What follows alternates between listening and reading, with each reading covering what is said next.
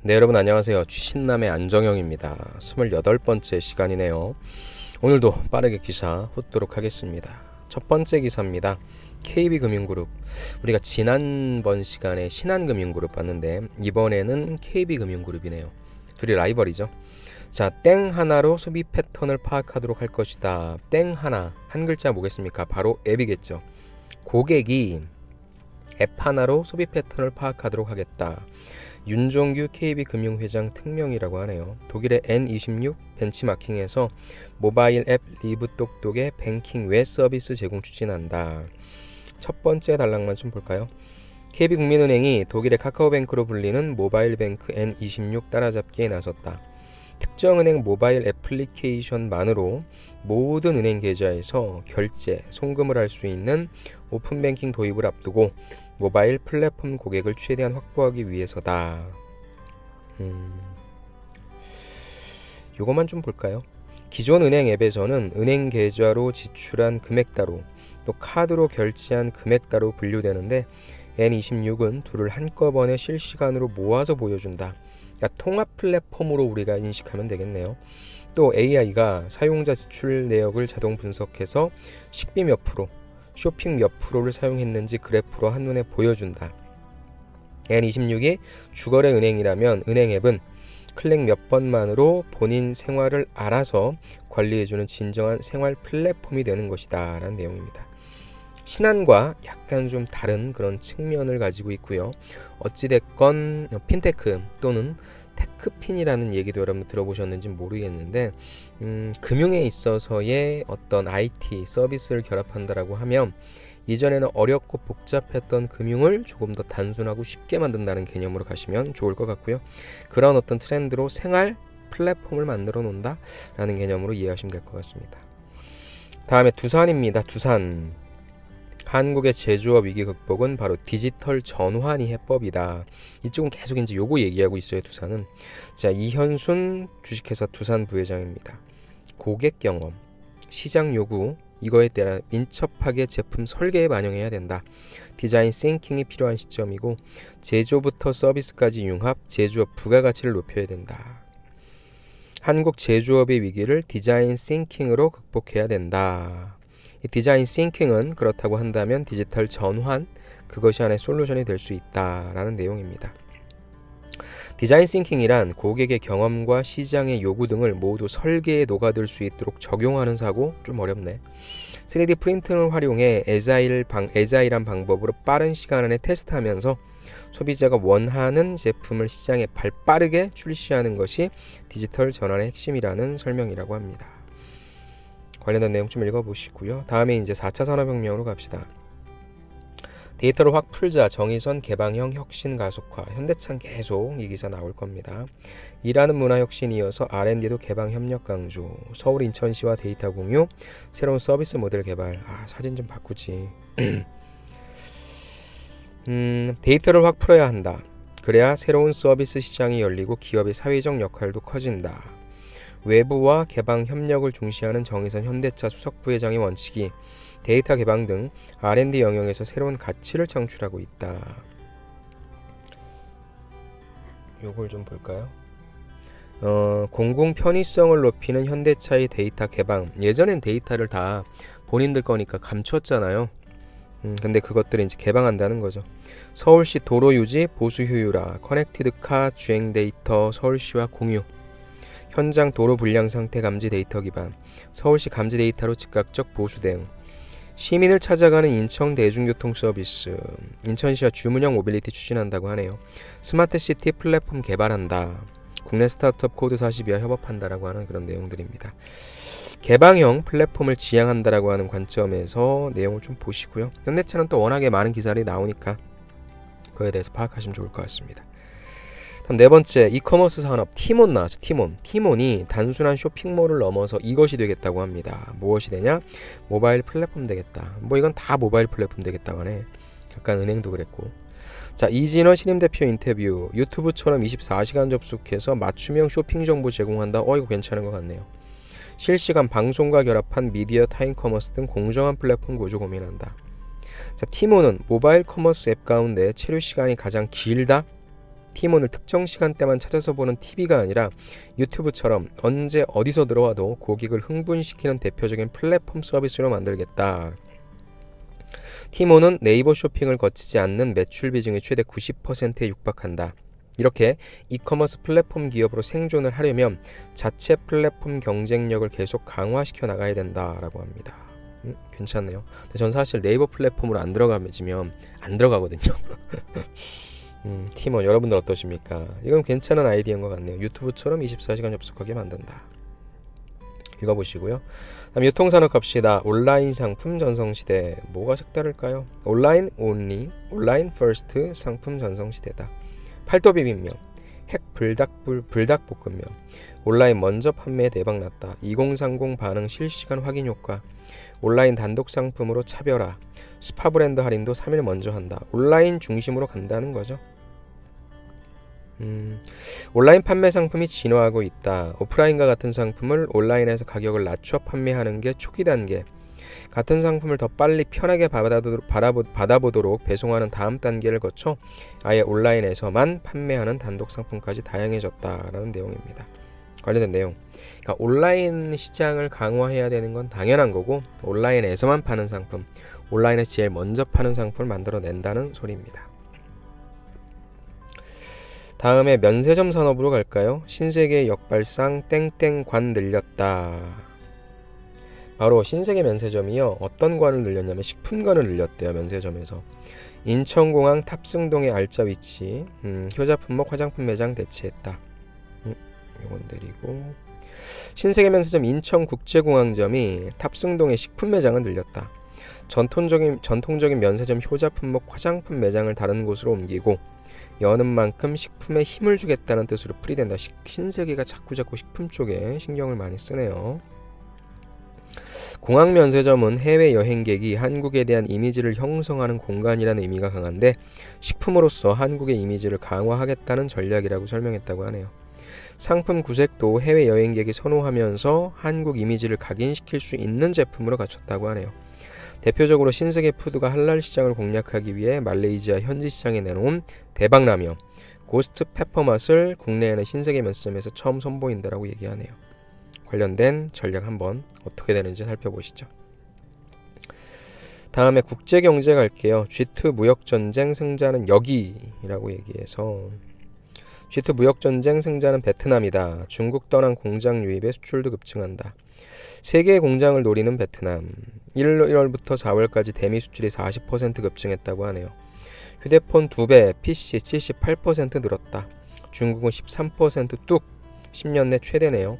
샤프나 교세라 등 일본 업체 베트남으로 생산 라인 이전. 그래서 미국과 중국 간 무역 전쟁은 어디에? 베트남의 절호의 찬스다. 베트남이 한 단계 도약할 수 있는지는 이번 기회를 어떻게 살리느냐에 따라 확연히 갈릴 것이다. 표를 한번 좀 볼까요? 표가 안 나와. 표가 안 커지네요. 나왔다. 자, 2019년 1월부터 4월 주요 대미 수출 증감폭. 그래서 중국 떨어지고 있는데 베트남 오히려 올라가고 있죠. 중국에 있어서 주요 대미, 미국은 중국에 떨어지고 있는데 베트남 올라가고 있다. 베트남으로 설비 옮기는 글로벌 제조업체 샤프, 교세라, 애플, 테이프 스토리, 그 다음에 LG전자 다 베트남으로 이전한다. 그래서 베트남이 수출 증가하고 있다라는 내용입니다. 국제경제 차원에서 보시죠. 결국에 베트남이다. 중국이 떠나면 베트남으로 가고 있다. 근데 베트남도 이미 포화라고 얘기하니까요. 다음 8번째, 굉장히 센세이셔널했죠. 사우디 왕세자 방안이 우리 경제에 미치는 영향. 이재용, 삼성이죠. 중동의 탈석유 전략에서 삼성의 경쟁력 살려야 된다. 자, 사우디 빈살만 왕세자 방안 앞두고 중동 사업 점검했다. 삼성물산 방문해서 현안 챙긴다. 플랜트 있죠. 상사 있고요. 석유 의존 낮추려는 중동에서 ICT, 스마트 시티 건설 등 비즈니스 기회 확대 모색입니다. 자, 이재용 삼성전자 부회장이 반도체, 스마트폰 등의 사업 전략을 챙기고 리스크를 점검하는 등 사실상 비상경영 행보에 나선 가운데 이번에는 삼성물산과 엔지니어링의 건설 부문의 경영진을 만나서 사우디아라비아, 그 다음에 아랍에미리트를 비롯한 중동 사업 전략을 수립했다라고 하네요. 관련된 내용들 쭉 한번 보시죠. 두 번째 기사. 자, 사우디 왕세자 만나는 이재용 5G 등 협력 논의, 빈살만 26일 청와대 오찬 참석, 4대 그룹 총수 등 만나기로, 현대중공업에는 선박 발주할지 관심, 정기선 부사장의 면담 요청해서 각각의 기업들, 현대차, 삼성, SK, LG그룹 각각의 기업들한테, 그 다음에 현대중공업도 만났죠. 이게 그 이후에 요거 한번 볼까요? 일단은 석유산업 의존도를 줄이고요, 다른 최첨단 산업 중심으로 바꾸려고 해서 ICT에 주목하고 있다. 그래서 삼성, 아까 말씀드렸던 물산 쪽과 엔지니어링의 플랜트도 있겠지만 5G 통신, AI 등 ICT 관련해서 삼성전자와 협력한다. 아까 말씀드린 삼성물산 나왔고요. 그 다음에 또 현대차 같은 경우에는 수소전기차, 모빌리티 분야, 석유 이후를 준비하고 있는 사우디 입장에서 수소 먹을거리라고 얘기하는 거죠. LG그룹은 역시 ICT죠. 그 다음에 현대중공업 같은 경우에는 뭐합니까? 합작 조선소 건립, 선박 육상용 엔진 사업 또 이런 것도 한다고 하네요. 그래서 관련된 내용들이 이미 다 나왔으니까 여러분들 그런 관점에서, 즉 여러분들이 이 사람이 삼성 만나고 이런 것들이 무슨 상관이 있겠습니까? 우리 삶에 있어서 우리 기업들이 어떤 영향을 미치는지, 이 기업들이 각각 어떤 영향을 미쳐서 어떤 전략을 펼치는 것인지, 그런 기업들이 지원하는 여러분들이 어떤 인사이트를 갖고 가야 되는지를 파악하시면 될 것 같아요. 일단 모빌리티 산업입니다. 현대차, 도요타를 제치고 싱가포르에서 잭팟, 어떤 부분입니까? 바로 하이브리드죠. 아이오닉 하이브리드 2000대, 현재 택시 회사와 공급 계약, 중국과 베트남 등 추가 수주 기대, 정유선 부회장 글로벌 행보 각차. 뭐 물론 여기 택시라고 나와 있긴 한데, 차량 공유에 있어서 차를 사는 사람보단 공유해서 쓰는 사람이 많으니까 차량 공유 업체, 이 서비스 업체 차를 대주는 그런 어떤 형식, 공유 경제의 플랫폼으로 생각하시면 좋을 것 같아요. 이거 보시고요. 다음에 2차 전지 산업입니다. 포케. 바로 포스코 케미칼을 제가 포케라고 한번 해봤어요. 2차 전지 10조 투자한다. 2030 영업이익 2.3조 달성할 것. 민경준 사장 광양시 특강입니다. 포스코 케미칼이 2030년까지 2차 전지 소재 분야 매출액 17조, 영업이익 2조 3천억 원 목표로 걸었다. 자, 2030년까지 총 10조 원 투자해서 양극재, 음극재 등 2차 전지 핵심 소재의 글로벌 시장 점유율을 20% 확보하겠다. 2차 전지 소재에서 10% 내외 영업이익률을 확보하는 등 자체 사업 수익성을 높여서 투자 선순환 구조로 전환하겠다고 강조했다고 합니다. 관련된 내용 쭉 보시죠. 다음 유통산업입니다. 편의점 배달 몰리는 시간대는 해서 좀 재밌더라고요. 비 오는 일요일 점심에 편의점 배달 주문이 몰린대요. 자, CU 배달 서비스 한 달 분석했더니 비 오거나 흐리면 주문이 늘고요, 화창한 날에는 배달 수요가 툭 떨어진다. 즉 이게 다른 어떤 온라인 이커머스 업체와는 다르게 편의점에서 배달을 시켜 먹는다. 여러분들 좀 이해가 안 가셨죠? 근데 굉장히 많이 활용하고 있는데, 그럼 어떤 때에서 가장 많이 활용하는지 그 특징이 좀 다르잖아요. 비 오거나 흐리면 주문이 든대요. 그 다음에 점심과 야식용 식품 주문이 많다고 합니다. 편의점도 배달해서 먹는 세상이 됐습니다. 그래서 관련된 요 내용 보시면 빅데이터가 좀 나오고요. 요거 관련해서 여러분들이 뭐 나중에 편의점 쪽 지원하시거나, 안 눌러져. 잘 안 눌러지네요. 그래서 편의점 배달 서비스 굳은 날에 가장 많이 신장되고요. 그 다음에 시간대, 출출한 시간대에 좀 된다라고 하는 내용. 요걸 좀 다른 이커머스 업체 다르게 한번 파악해 보시기 바랍니다. 다음 식품산업, 뜨는 저가 샐러드 시장. 저도 점심은 샐러드를 먹는데 5,000원대 샐러드 훌륭한 게 많죠. 혼밥종 유혹, 한 끼 식사로 뜨는 저가 샐러드 시장. 저가형 샐러드 시장이 뜨고 있다. 적게는 5,000원대 샐러드로 간편하게 한 끼를 즐기는 사람들이 젊은 층을 중심으로 늘고 있고요. 또 평소 채소 섭취가 적은 이들이 주된 고객이다. 저 또한 그렇고요. 이들 샐러드 브랜드의 주요 고객들은 1인 가구와 대학생, 젊은 직장인이다. 그래서 관련된 내용들, 그래서 식음료 대기업들도 샐러드를 주목하고 있다라고 하는 내용 보시고요. 전 잘 먹고 있습니다. 자, 샐러드는 패스트푸드처럼 간편하지만 건강한 한 끼 식사를 가능한다라고 하는 차원에서 인기가 높아지고 있고, 소용량, 간식용 샐러드 등 다양한 제품이 출시될 것이다라고 얘기하고 있네요.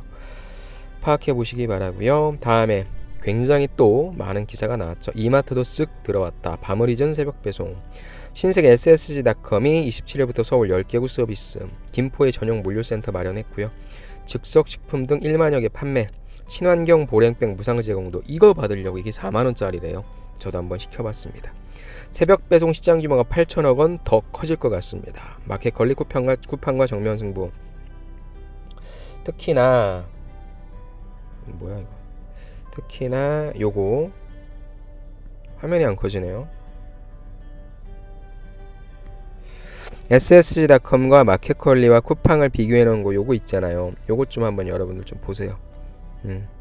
각각의 특징이 좀 다른 것 같아요. 그러니까 쿠팡은 제가 한 번도 안 시켜봤는데 ssg.com 같은 경우에는 이마트 물품 있잖아요. 그거를 좀 받아야 되는데 빨리 받고 싶을 때 요걸 좀 하는 것 같고요. 대신에 이제 무료 배송 기준이 4만원이니까 그걸 좀 감안해서 해야 될 것 같고, 마켓컬리는 뭐 4만원이긴 한데 여기 워낙에 좀 소소하게 먹을 것들 맛있는 거 땡길 때는 이쪽을 좀 하는 것 같습니다. 그래서 여러분들도 한번 좀 주문해 보세요. 그래서 물론 뭐 4만원 이상이어야만 배송비를 받을 수 있으니까 이게 뭐 정기 배송 얼마를 내면, 한 달에 얼마 내면 또 무료로 해주는 것도 있거든요. 그래서 저는 강의 갈 때마다 말씀드리지만 특히 유통업계 지원하시려는 분들은 이런 걸 좀 한번 경험해 보시고 장단점이라든지 이런 부분들을 직접적으로 체험해 보시는 게 가장 좋은 전략이라고 생각합니다. 삼성전자 갈까요? 5G 성장 동력 확보 광폭 행보입니다. 이재용 5G 성장 동력 확보 광폭 행보. JY 도이치텔레콤 CEO 회동. NTT 도코모 방문 이어서 각국 통신사와 입단 면담. 삼성 5G 4세대 통신 AI 전방위 협력 네트워크 구축. 뭐 관련해서 하고 있다라고 하는 내용 좀 파악해 주시면 될 것 같고요. LG전자 갑시다. LG전자가 또 한편으로 이제 만들고 있는 게 로봇이죠. SKT랑 5G 로봇 공동 개발입니다. 모바일 클라우드와 로봇 연결해서 로봇 성능도 원격으로 개선한다. 어떤 로봇이냐? 가정에서, 식당에서, 공장에서 웨어러블로 다양한 분야의 서비스 상용화한다. 로봇 사업을 미래 성장 동력으로 삼고 산업용 로봇을 비롯해 다양한 분야의 사업 추진하고 있는데 SK텔레콤과 협업함으로써 5G 네트워크를 활용한 로봇 제품 서비스 상용화에 속도가 붙을 것으로 보인다는 내용입니다. 5G와 ICT를 집약한 초저지연 로봇 클라우드, 물리보안 안내 로봇, 하이퍼스페이스 플랫폼 제작 로봇 개발에도 나선다고 하네요. 이 관련된 내용 여러분들 파악해 주시기 바랍니다. 네, 이제 16번째 기사 한번 볼게요. 4차 산업혁명에 관련된 기사고요. 주 52시간제 근무가 되면 아무래도 좀 일손이 부족하겠다. 그렇다면 이것이 해결할 수 있다라고 하고요. 알고 계신 분들도 많으실 겁니다. 바로 소프트웨어 로봇이죠. 포스코 ICT, LG CNS 등 고객관리, 재무, 회계, 노무 등 반복된 업무를 바로 자동화된 RPA가 대신해 줄 수 있다라고 하는 거고요. 신한은행과 두산중공업 등 금융제조사가 입단 채택을 하고 있다라고 하는 내용입니다. 그래서 먼저 전 세계 RPA 시장 규모가 나와 있어요. 2017년도에 4억 4,300만 달러였고 올해는 8억 2,200만 달러. 야, 2년 후에는 거의 2017년 대비 한 3배까지 성장한다라고 보는 거네요. 업계에 따르면 주 52시간 근무제로 업무 효율성을 높일 필요성이 커진다. 효율성을 높인다라고 하는 거는 주어진 시간을 똑같이 쓰는데 조금 더 생산적인 곳에 쓴다라고 하는 내용이죠.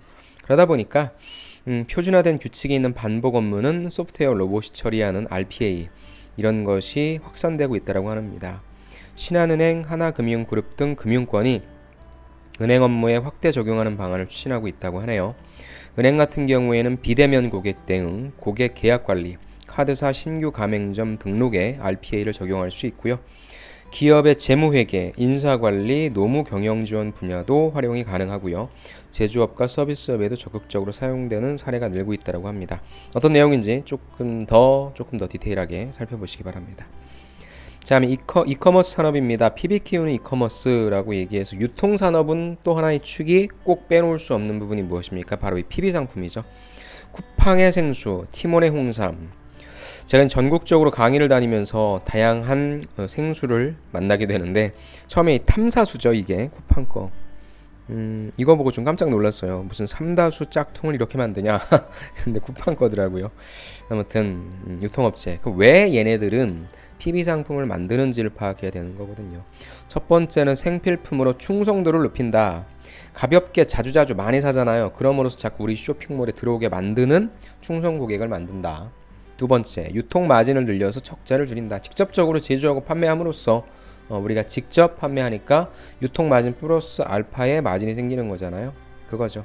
그래서 쿠팡이 13개 브랜드에 654종, 티몬의 단일 브랜드 70종 판매라고 합니다.